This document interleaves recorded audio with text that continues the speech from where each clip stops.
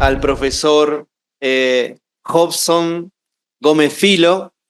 Normalmente decimos Robson, pero he aprendido que se dice Hobson. Espero haber pronunciado bien su nombre. Bueno, además de ser un gran profesor, es un amigo personal, así que eso también me honra más de poder presentarlo. Él es coordinador del curso de Historia de la Universidad Estadual de Goiás, ¿no? La Universidad Estatal de Goiás. Es profesor del programa de posgrado en Historia de la Universidad Estadual de Goiás. Es doctor en Historia con doble titulación por la Universidad Federal Fluminense y la Katholische Universität Eichstätt-Ingolstadt, y es miembro de la red de investigación Historia y Catolicismo en el mundo contemporáneo. El profesor nos va a hablar en su ponencia de El sacramento de la penitencia, reconciliación, un análisis histórico de la congregación redentorista en Brasil, con el periodo especial de 1894 a 1930. Así que con mucho entusiasmo le damos la palabra, profesor Hobson. Muchas gracias. Para mí es un honor estar aquí, especialmente porque el profesor Maximiliano Yanes es más que un colega, es un buen amigo que la vida me regaló. Entonces, muchas gracias por la invitación, muchas gracias por estar aquí, por participar de esta jornada. En primer lugar, quiero intentar pidiendo perdón doblemente. Primero porque no preparé una lectura para hacer, pero voy a hablar un rato más libremente. Y por esto pido perdón porque puedo tal vez perder el control de tiempo, pero Max va a me controlar, por favor. En segundo, pido perdón porque, como le dice a la profesora Sonia, no es que quiero me meter en su área, pero ya estoy me metiendo. Soy historiador, mi área es historia, y, pero es un gusto dialogar con la filosofía y especialmente sobre este tema.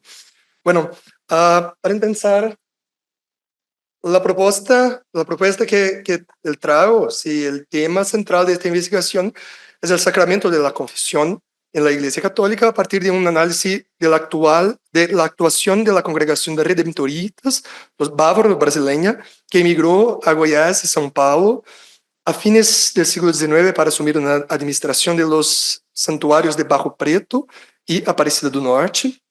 En especial, el principal objetivo de este estudio es examinar el papel, el rol de los misioneros redentoristas alemanes en lo que toca a la confesión en Goiás, con el propósito de analizar los desafíos, las actitudes de la congregación en relación con su práctica pastoral, marcada tanto por la figura del confesor como un consolador, como por las acusaciones de excesivo rigorismo. Para ello, utilizaré como fuentes cartas, crónicas, análisis y otros documentos que narran el trabajo cotidiano de los redentoristas en Brasil. Bueno, y principio diciendo que la mirada que voy a utilizar, por lo tanto, es una mirada histórica y también sociológica, por lo tanto, distinta de una mirada religiosa y teológica. Por ejemplo, empiezo con una idea del concepto de pecado que no es el mismo o la misma idea de una idea religiosa, como si el pecado existe y el pecador lo practica.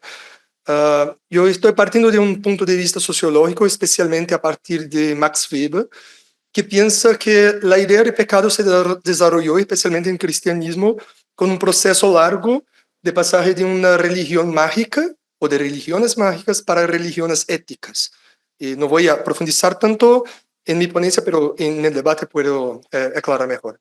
Pero Max Weber, en su obra Economía y Sociedad, dice que la falta de éxito eventualmente acarreta la muerte del mago, por lo tanto, en religiones mágicas. Los sacerdotes, en religiones más éticas o suplicantes, por el contrario, tienen la ventaja de poder transferir la responsabilidad por el fracaso de sí mismos a su Dios. Sin embargo, el declive del prestigio de su Dios también significa el de ellos, a menos que encuentren medios para interpretar convincentemente la falta de éxito, de tal modo que la responsabilidad no recaiga sobre el Dios, sino sobre el comportamiento de los adoradores. Entonces, por ejemplo, si pedimos a Dios lluvia, por ejemplo, en Goiás quedamos casi 6 meses este año sin lluvia. Si pide a Dios lluvia en una religión mágica, el mago hace un rito, y si la lluvia no viene, la culpa es del mágico, porque el mago no hizo o no es poderoso. En una religión ética, la culpa no es del sacerdote, sino también no puede ser de Dios. Entonces, eso puede ser de los fieles que tienen la culpa. Entonces, sociológicamente y históricamente sería una forma de interpretar el origen de la idea de pecado. En ese sentido, yo les traigo una idea que estoy llamando de paradoja de la confesión. Esto estoy basando en una idea de Jean Delumeau, que está en la foto, que es un historiador católico francés. Él dice que la confesión quiso consolar, pero esto después de haber inquietado al pecador. No se cansó de perdonar, pero no habrá extendido para más allá de lo razonable la lista de las circunstancias de los pecados. Refinó la conciencia, promovió la interiorización y el sentido de la responsabilidad, pero también provocó enfermedades del escrúpulo y, por otro lado, impulsó un jugo demasiado pesado sobre millones y millones de fieles. O sea, lo que estoy llamando aquí, a partir de Delumeau, de esta reflexión de paradoja de la confesión, es de que la Iglesia Católica propone, con la confesión, la cura de una enfermedad que ella misma provocó y que solo ella tiene el monopolio de curar. Entonces, es para la paradoja, no desde un punto de vista religioso, sino sociológico y histórico. O sea, el primer mirada es que la confesión da una cura para la alma muy importante, muy rica, pero ¿por qué tiene que curar? Tiene que curar porque la propia religión impuso la culpa. Entonces, es como el profesor ayer habló acerca del perdón vindo del emperador. El emperador tiene el poder de perdonar, pero lo que condenó fue el emperador. O sea, es una paradoja porque la Iglesia Católica, con la confesión, cura una enfermedad que ella misma provoca y que ella tiene el monopolio de la cura. Este es un punto que voy a reflexionar a partir de los redentoristas. Bueno, por otro lado, es importante reconocer que la reconciliación, la confesión, tiene un poder mucho más allá de que la cura de los pecados. Por ejemplo, aquí hay una cita, un conjunto de citas, que Vicente Hundry afirma basándose en Tertuliano. La confesión que el pecador hace de sus pecados lo alivia tanto como la simulación o la reticencia lo agobian. En el modelo de sermón redactado por Asiente de Montargón, siglo XVIII, leemos este consejo dirigido al pecador. Regresad sincera y de buena fe al Señor, y veréis que al volver sinceramente a Él, se experimenta una paz que está por encima de cualquier sentimiento. Esa paz que el mundo no puede dar. La encontraréis infaliblemente en el tribunal de dolor y de la aflicción. Observación similar es hecha por el padre Jacques Guizot, no hablo francés.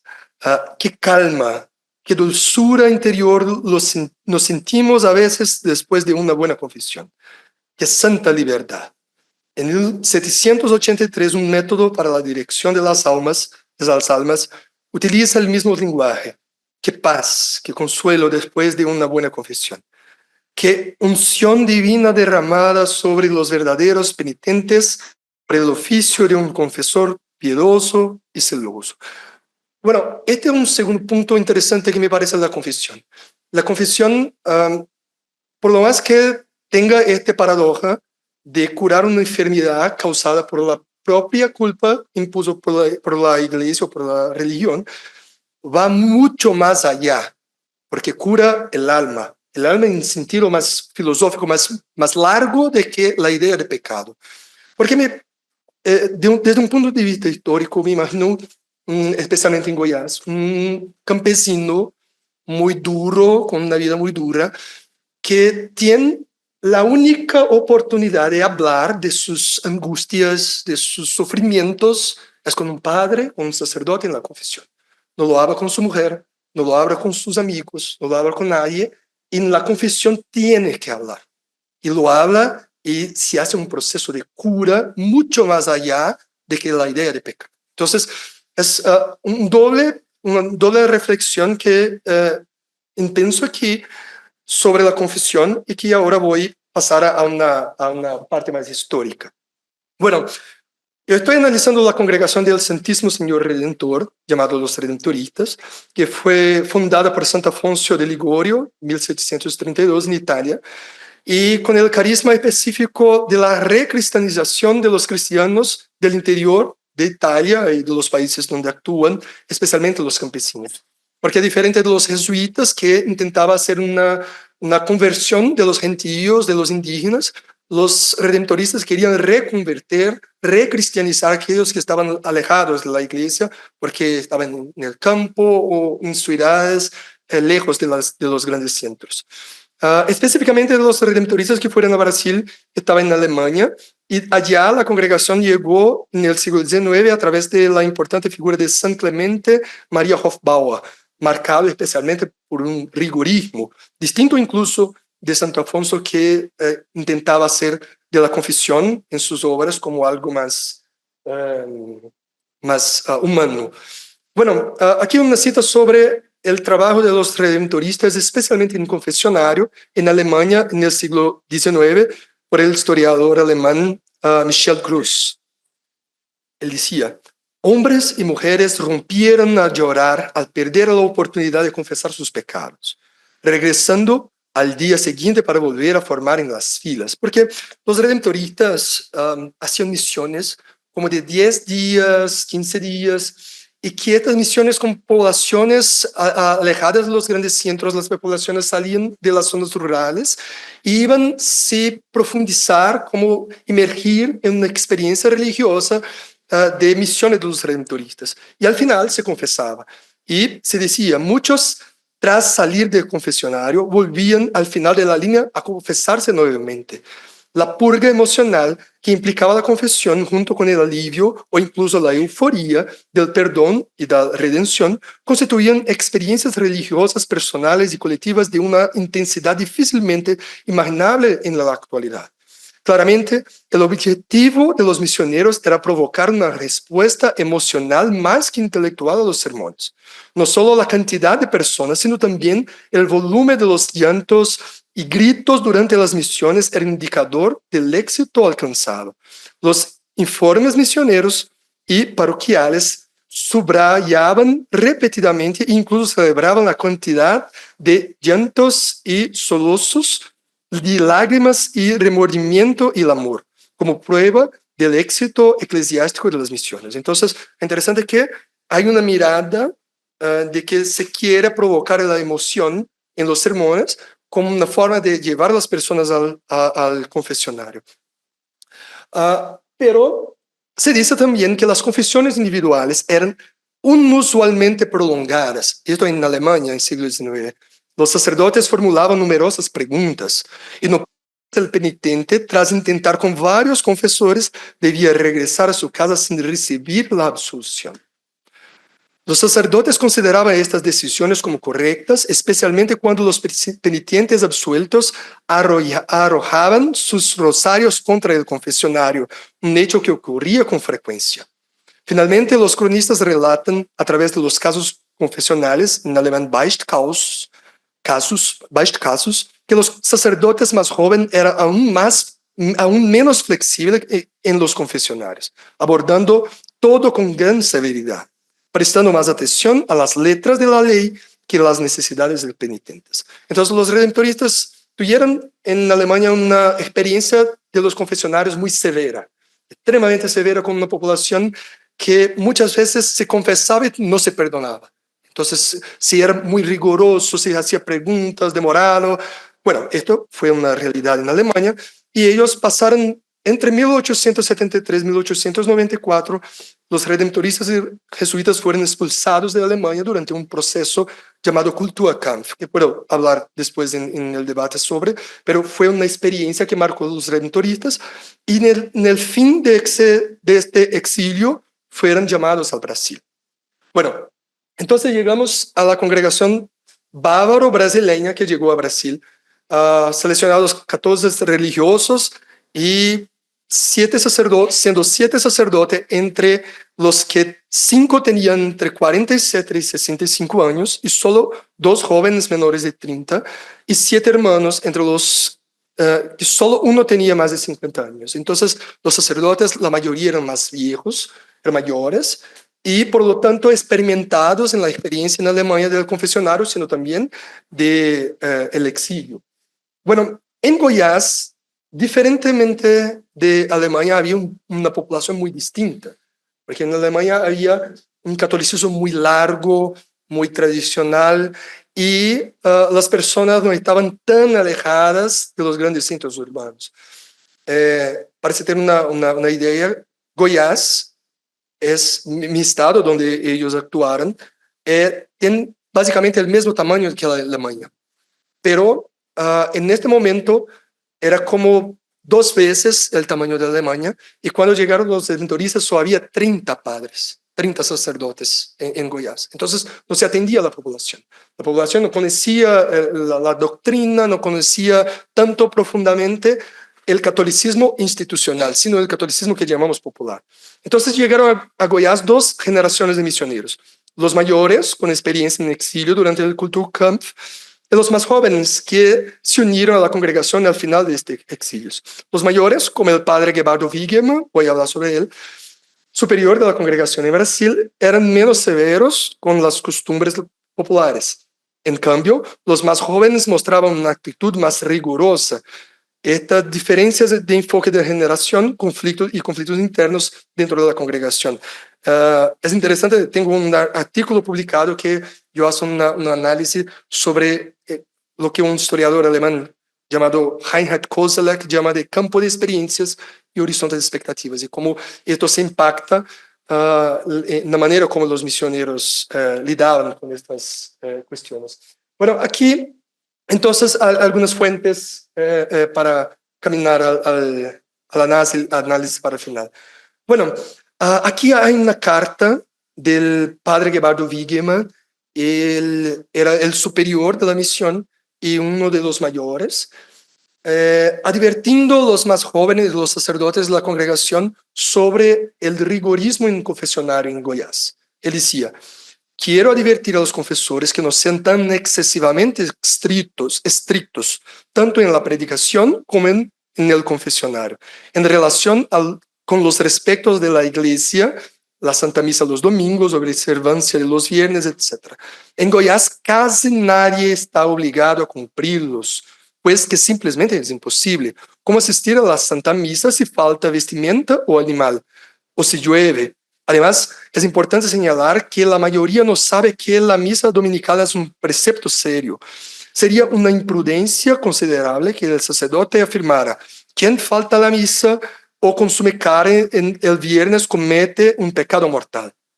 Por ahora, dejamos la gente en su buena fe, especialmente porque es imposible para casi todos en Goiás observar esos preceptos. Entonces, hay una mirada más complacente, más humana con las especificidades de Goiás, que está una mirada que me parece más cercana de la idea de cura de almas, de hecho, un poco más amplia.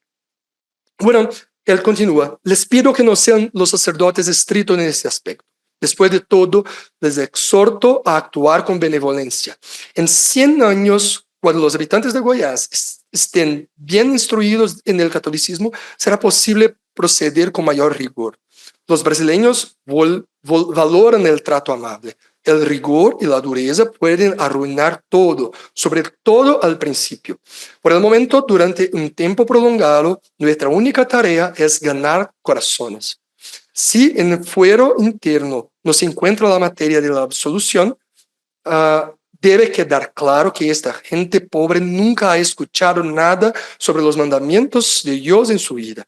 En busca de una ley, de algún motivo, negligencia o en el servicio de Dios, recen con la persona el acto de contrición y otorguen la absolución sob condición. O sea, si él está escribiendo esto para sus confrades, es porque había situaciones de demasiado rigor con la población y una preocupación. Bueno, y continúa, este es casi en fin de su vida. Es sorprendente que aquellos que practican una extrema laxitud en su propia vida insistan en un rigorismo intolerable con la administración del sacramento de la penitencia. Esto se evidencia en la confesión espontánea de quienes, al acudir a nosotros para confesar, preguntan sobre todo: ¿cuántos días se quieren para hacer mi confesión? Muchos son atormentados por escrúpulos tras haber recibido la absolución en el primer día. Aquellos que fueron absueltos hoy regresan mañana para reconciliarse. Además, los confesores seculares a menudo imponen penitencias insoportables para los pecados ordinarios, como rezar el rosario todos los días. Es muy interesante que es completamente distinto de la experiencia alemana. Y esto me parece que se pasa por cuenta de la experiencia personal de ellos, tanto en exilio cuanto especialmente en el tránsito espacial y temporal entre Alemania y Goiás. Y concluye: es de se extrañar que estas ovejas dispersas huyan de sus pastores y detesten el remedio para sus dolencias. A pesar de todas esas dificultades, nuestros confesores, con el favor de Dios, han logrado ganarse la confianza de estas almas abandonadas. En este año de 1896 han respondido a más de 7,000 confesiones. La mayoría de ellos penitentes son piadosos peregrinos que se acercan a los pies de Nuestra Señora Aparecida para cumplir con sus promesas. Entre los penitentes hay muchos ancianos que han estado unidos en el sacramento del matrimonio durante mucho tiempo y que hasta ahora no se han confesado ni una sola vez. También a otros que durante 20, 30 años o más no han buscado la confesión. Entonces, muy bien, una idea, voy a pasar por cuenta del tiempo, pero es interesante aquí, exacto. Por otro lado, aquí entonces intenté con un análisis de cómo si había una mirada, por alguno de ellos, una mirada más humana, comprensible con los fieles católicos goianos, especialmente campesinos, pero por otro lado había una estrategia muy semejante a que se hizo en Alemania, como una estrategia también de poder, como para hacer que la confesión se ocurriese, se ganara el corazón por la emoción.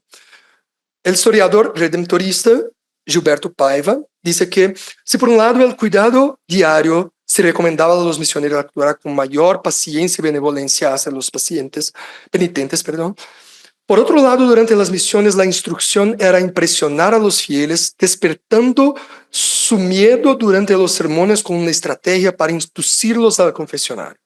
Según las directrices para la realización de misiones contenidas en el directorio de misiones del padre Brandav es un redentorista holandés que apoyó a los misioneros bávaros, brindándoles un curso entre 1902 y 1903. El tema tratado durante el sermón de la cuarta noche era la muerte. Como destaca Gilberto Paiva, según el padre Brandav, el propósito de este sermón, por tanto la cuarta noche, durante la noche, en un lugar que no había energía eléctrica, por tanto con mucha sombra, las personas lejos de su casa porque vivían en campo, estaban ya en la parroquia, y según el padre, el propósito de este sermón es aterrorizar y asustar a la audiencia, presionándola por un temor a una muerte súbita para que suelva sus cuestiones de conciencia y, lo más pronto posible, realice una buena confesión. Se requiere mucha animación y vitalidad en el estilo de la predicación, así como una solidez en la estructura y fervor en la declamación del sermón. En cuanto a la aplicación moral, se mantiene la misma línea de sacar al pecador de su estado de pecado, llevándolo al confesionario y a una participación efectiva en la misión. En la secuencia de los temas que contrastan la salvación y el pecado, muerte, juicio universal, infierno, el objetivo es inducir al creyente a elegir entre salvarse a sí mismo o permanecer en su condenación del pecado. El sermón sobre todo el juicio universal persigue el mismo propósito que el sermón sobre la muerte: sacudir y preparar al oyente para la confesión y para la conversión. En Alemania tuve una fuente de un preparatorio de misión que se pedía que utilizase una cadeira por la noche. Y dice, sienta el sabor del infierno, el calor, vea cómo es la muerte, como para impresionar, de hecho, los oyentes. Según Padre Brandov, el propósito... perdón. El tiempo, sí, perdón. Bueno, al final de la misión, y ya voy a concluir, el misionero, como destaca Gilberto Paiva, lanza la bendición después de negarla a quienes no confesan, haciendo un último llamado a sus corazones. Entonces, ellos eran invitados, los padres, que después de todo esto, hacían una bendición final de la misión y no bendicían a aquellos que no confesaban. Para decir, no va a confesar, no tiene derecho a la bendición, va a quedar en pecado y si morir, va al infierno. Lanza la bendición después de negar a quienes no confesaban, siendo el último llamado a sus corazones. No resulta difícil imaginar el peso y el impacto de la negativa de una bendición de despedida hacia el compatriota que se rehusó a confesarse tras 10 a 15 días de una supuesta inmersión profunda en sermones que lo alertaron, entre otras cosas, sobre los peligros del infierno ante una muerte sin confesión. Bueno, aquí voy a mis conclusiones, solo para el debate. Entonces, la confesión sagrada es en título de penitencia o reconciliación, ha sido durante siglos uno de los principales instrumentos de poder de la Iglesia Católica frente a los fieles, a sus fieles. Por un lado, ejerce un supuesto poder de perdonar o borrar la memoria de Dios los pecados desde los veniales hasta los graves cometidos por un penitente arrepentido, según Jean-Marie, 1859, un padre lazarista, si no me engano, lo que representa una fuerza considerable ante la fragilidad del sentimiento de culpa inculcado en la conciencia de quienes, arrepentidos o no, se consideraban en estado de pecado. Sin embargo, por otro lado, mientras la Iglesia, a través de este sacramento, tiene el poder de sanar, liberar de la culpa y perdonar, es esta misma Iglesia que genera en sus fieles el peso de la culpa, que se presenta como la única capaz de aliviar. En Brasil, en el caso de los redentoristas bárbaros, las notables diferencias entre las tierras de Goiás y São Paulo en comparación con la Baviera llevaron a importantes líderes como Padre Gebardo Vigemann a apelar a la sensibilidad del confesor para no asustar a su penitente, quien está poco o nada acostumbrado e instruido en las normas, dogmas, liturgias y prácticas religiosas institucionales de la Iglesia Católica. Estas actitudes hicieron que los redentoristas bárbaros brasileños fueron muy respetados y queridos por la población del interior de Brasil. Sin embargo, esta autoridad alcanzada también se utilizó de una estrategia misionera cuyo recurso al miedo, a la muerte y al infierno resultó ser el camino más rápido para una conversión emocional del cliente. Aquí la bibliografía que utilicé, puedo volver después y muchas gracias.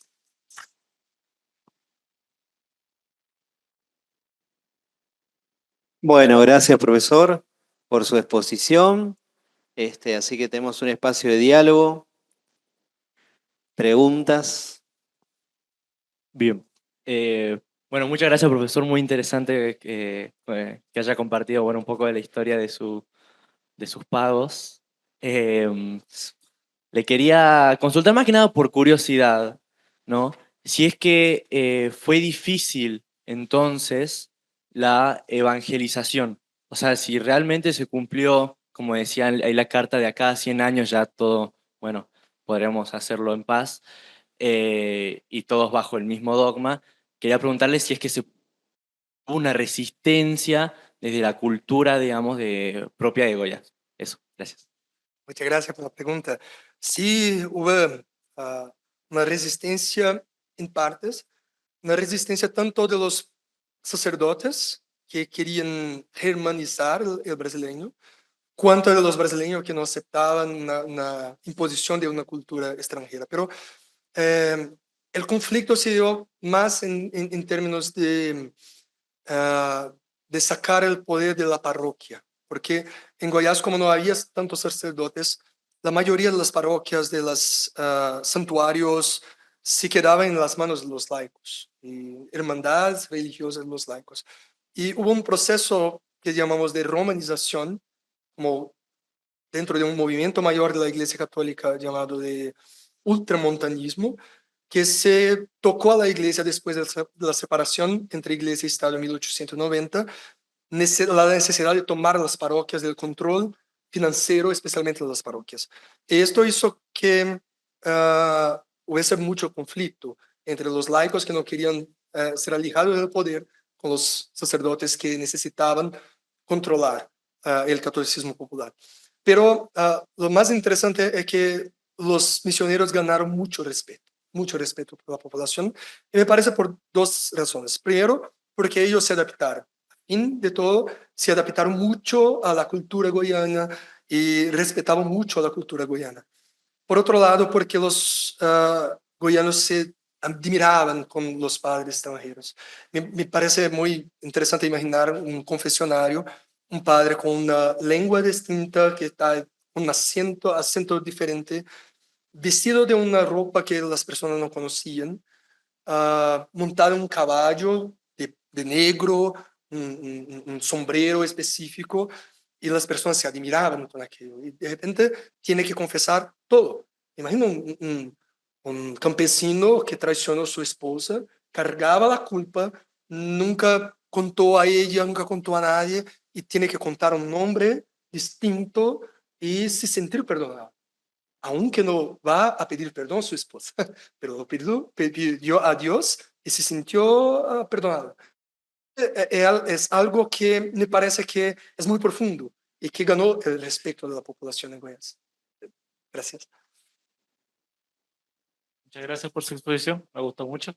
También tengo un mejor amigo que estudia historia, exactamente igual a usted. Quería preguntarle, bueno, dos, era por curiosidad primero, ¿cuál fue el evento que hizo que expulsaran a los sacerdotes? Que mencionó un nombre, la palabra la conozco, pero se me olvidó la traducción. La segunda era...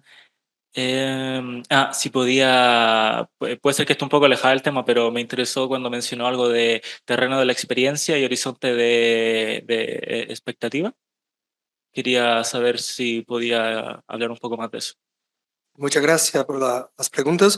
Bueno, yo puedo después compartir con profesor Yanes algunas publicaciones que tengo al respecto. Tengo un libro sobre la Kulturkampf, este proceso de persecución de los católicos en Alemania, que desarrollo mejor la idea, pero lo que pasó fue que después de 1848 los liberales intentaron muchas revoluciones en la Europa en general, y había un miedo muy grande de se pasar en Alemania lo que pasó en la Revolución Francesa en el siglo XIX. Por esto, el gobierno de los estados alemanes, que no eran unificados hasta entonces, tuvieron en la Iglesia Católica el principal agente contrarrevolucionario. Entonces se dio mucho poder a los católicos, a los misioneros, desde 1848 hasta 1870. Y desarrolló en Alemania y los estados alemanes un poder muy grande católicos de la Iglesia Católica, pero en la década de 1870 los liberales alcanzaron el poder, especialmente con un primer ministro llamado Otto von Bismarck, y la Prusia. En este proceso, la Alemania luchó por su unificación, se unificó bajo principios liberales y protestantes. Por lo tanto, los católicos pasaron a representar un poder enemigo por dos razones. Primero, porque representaban el retraso frente al progreso que parecía ser del liberalismo, contra el cual la Iglesia Católica luchó, y el protestantismo representaba el progreso. En segundo, porque los fieles católicos tenían fidelidad a un gobernante extranjero, el Papa. Esto se pensó mucho. Por ejemplo, el Papa Pío IX envió una carta al emperador Guillermo I cuando se unificó Alemania, diciendo que los católicos bautizados debían fidelidad primero al Papa, después al emperador.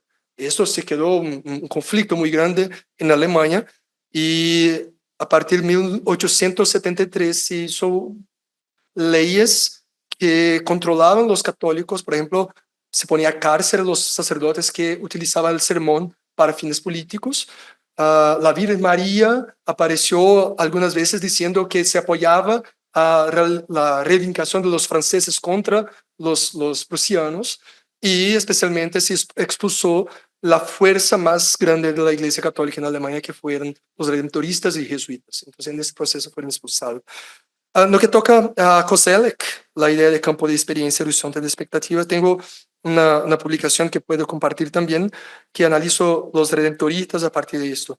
Pero Koselleck desarrolla dos categorías que él llama de un espacio de experiencia, por lo tanto, lo que el individuo o el colectivo vive como experiencia personal o colectiva, y se llama espacio porque es concreto, se pasó, se vivió y se experienciou.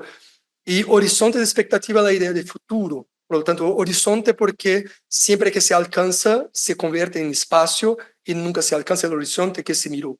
Entonces, o por lo menos cómo se miró. Entonces, son dos categorías antropológico-históricas para se pensar el futuro y el pasado, y cómo se cambia no solo las expectativas de futuro, sino también el campo de experiencias. Porque cuando se alcanzan nuevas experiencias con las expectativas, se cambia la manera como se mira el pasado, por lo tanto también el campo de experiencias no es fijo. Entonces pero puedo compartir estas publicaciones, están en portugués, pero creo que no es tan difícil de leer en español, o puedo quizás hacer traducciones, pero me gustaría compartir para que vosotros puedan leer también. Gracias. Muito obrigado, parabéns. Muito obrigado. Muy interesante la presentación. Mi pregunta es más bien una curiosidad con esto que expuso sobre el rigorismo en las confesiones en Alemania. Me preguntaba en qué manera eso ha influido en la actualidad, porque sabemos que en Alemania no se puede generalizar, pero en gran medida se ha perdido la práctica de la confesión sacramental. En muchas regiones ya no existe. Seguramente que hay muchos motivos, pero me preguntaba si esto ha tenido alguna influencia. Gracias, padre. Sí, el rigorismo me parece que se pasó más en el siglo XIX, y en el siglo XX se convirtió mucho en un proceso más brando de la Iglesia, que se adaptaba a la modernidad, algo que se culminó en Vaticano II, el ayornamiento de la Iglesia.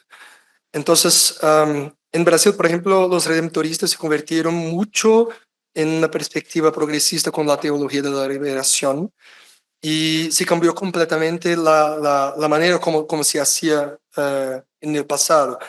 Claro, se pasó que en la Segunda Guerra Mundial Brasil entró en la guerra contra Alemania, entonces no se podía más tener esta conexión de los alemanes en Brasil, se quitó, entonces los brasileños pasaron a ser los nuevos sacerdotes, y eso se cambió también en Brasil.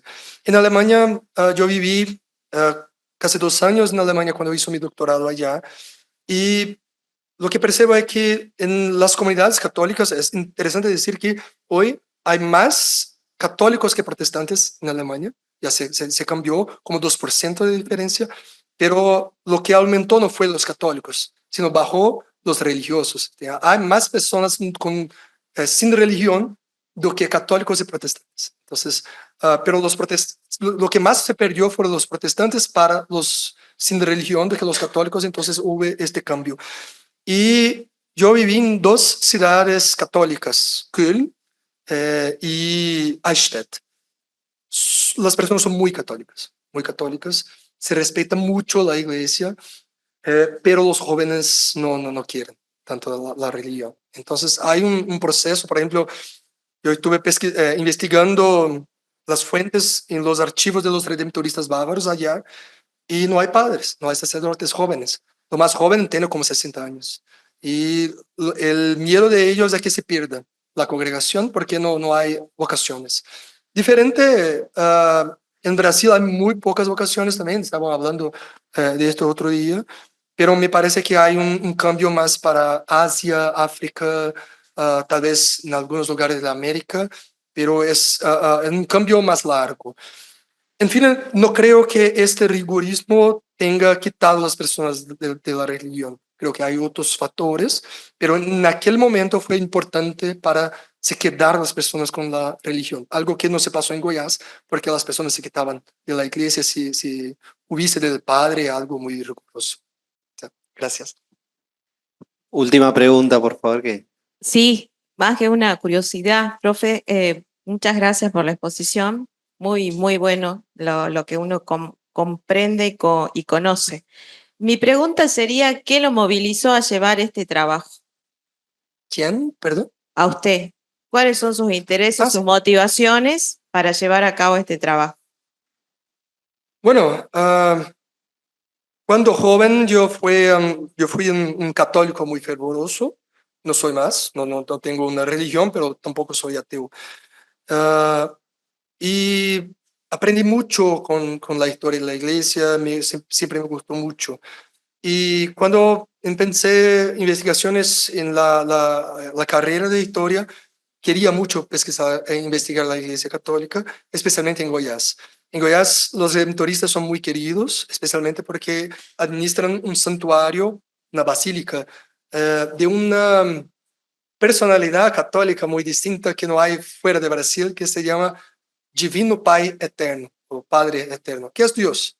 Cuando los santuarios son dedicados a los santos, se creó en Goiás una basílica dedicada a la primera persona de la Santísima Trinidad.